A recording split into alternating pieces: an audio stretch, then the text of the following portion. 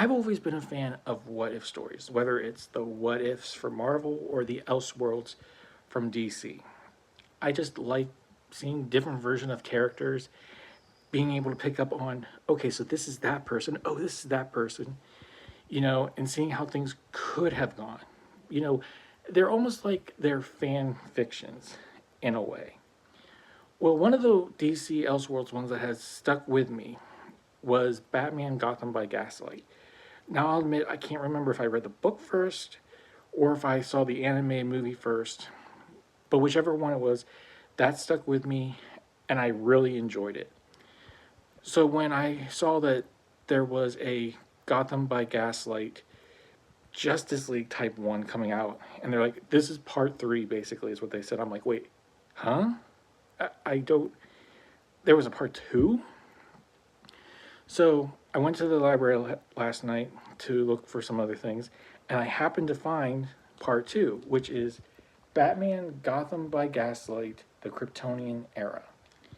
And overall, I enjoyed it.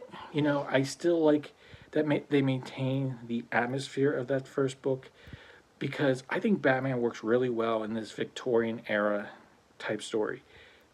He just transitions really well.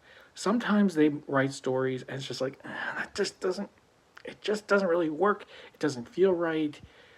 It's like that just is dumb. But this one works.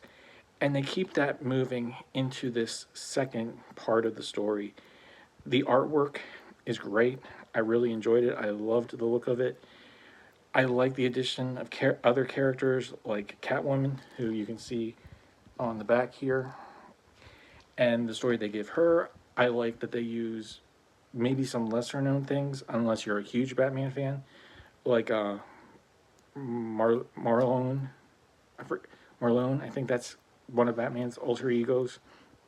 I know I butchered it, but then that they have like Raish, or um, at least his group, and they have Talia, and all that's good. But there's not enough of Batman and his stuff in it. It's called, like I said, the Kryptonian era. No, the Kryptonian age. I'm sorry.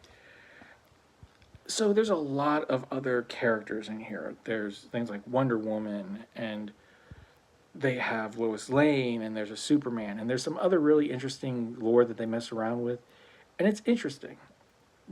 But the title is Batman. So I wish they would have just focused on that more. Overall, it's still entertaining, but it's not as good as the original.